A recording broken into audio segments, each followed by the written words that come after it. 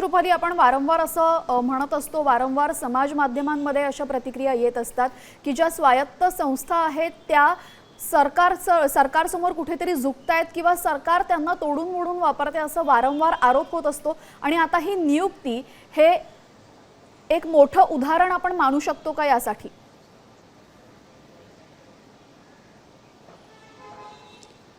आपण पाहत आहोत की खरं तर मागच्या अनेक काळापासून जशा पद्धतीने भाजपचं सरकार सत्तेमध्ये आलेलं आहे, त्याच्यानंतर महायुतीत एकूणच सरकार स्थापन झालं होतं। त्याच्यामध्ये अनेक वेळा जे विरोधक आहेत त्यांच्याकडून वारंवार असं सांगितलं जात होतं की भाजपाकडून जे आहे ते सरकारमध्ये अनेक बदल केले जात आहेत किंवा प्रशासनामध्ये अनेक बदल केले जात आहेत। स्थानिक स्वराज्य संस्थेच्या निवडणुका असतील किंवा मग प्रभागवार रचना असेल किंवा मग इतर कोणता मुद्दा असेल, याच्यामध्ये भाजपचा हस्तक्षेप जास्त आहे किंवा मग त्याच्यामध्ये काही बदल करण्याचं जे काम आहे त्या अंतर्गत सुरू आहे, अशी वारंवार टीका खरं तर केली जात होती। आणि याचाच एक प्रत्यय म्हणून आजची ही गोष्ट समोर आलेली आहे।